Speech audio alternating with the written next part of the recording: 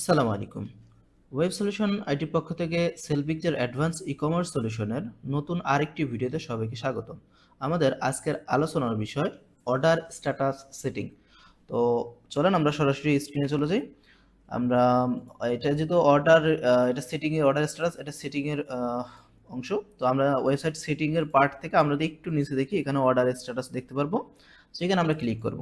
তো ক্লিক করলে এখানে মূলত দেখেন অর্ডার স্ট্যাটাস ম্যানেজ বলতে আমরা এই যে অর্ডার সেকশনে যে স্ট্যাটাসগুলো দেখতে পাই সেম এই জিনিসগুলো আমরা এখান থেকে কিন্তু অ্যাড করতে পারবো, বাড়াইতে পারবো, কিংবা আমাদের মতো করে আমরা কিন্তু এটা অর্গানাইজ করতে পারবো। ধরেন আপনি এখানে চাচ্ছেন pending, confirm, packaging, on hold, হ্যাঁ, এইখানে ইন ট্রানজিট নামে একটা অপশন আছেন। তো সেটা আপনি কিভাবে করবেন? সেটা করার জন্য আপনি এখান থেকে ক্রিয়েট অপশন থেকে এখানে ইন ট্রানজিট লিখে সাবমিট করলে ইন ট্রানজিট অ্যাড হয়ে যাবে এবং আপনি সেখান থেকে যদি আবারও চান এটাকে আবার রিঅর্গানাইজ করতে, অর্থাৎ ধরেন আপনি হোল্ডটা আপনি উপরে রাখতে চাচ্ছেন, তাহলে অন হোল্ডটা এটা ড্রাগ করে ধরে যদি উপরে দেন তাহলে কিন্তু অন হোল্ডটা আপনার উপরে চলে যাবে এবং আপনি যদি একটু রিফ্রেশ করেন এখান থেকেও কিন্তু আপনি পরিবর্তনটা লক্ষ্য করতে পারবেন। দেখেন কনফার্মের পরে কিন্তু অন হোল্ড, অর্থাৎ আপনার মতো করে এই যে সিস্টেমটা আছে যদি আপনি সাজায় নিতে চান, অনেকে চায় যে ইনকমপ্লিট আমার উপরে থাকবে, তাহলে সেক্ষেত্রে আপনি এখানে ধরে ইনকমপ্লিটটা উপরে দিয়ে দিতে পারেন।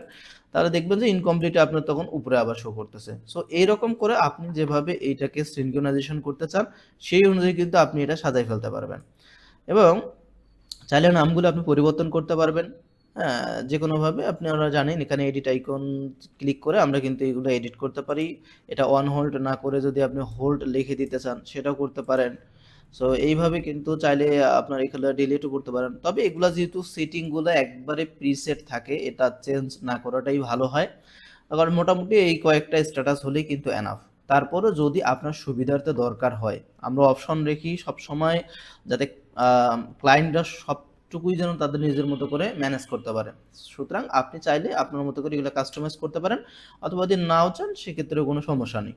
সো এভাবে আপনি মূলত একটা স্ট্যাটাস অ্যাড করতে পারবেন, এডিট করতে পারবেন, ডিলেট, অ্যাক্টিভ, ইনঅ্যাক্টিভ তো অপশন থাকতেছে। সো এইভাবে পুরো জিনিসটাকে আপনি ম্যানেজ করতে পারবেন। তো আশা করি বুঝতে পারছেন পুরো বিষয়টা। ধন্যবাদ।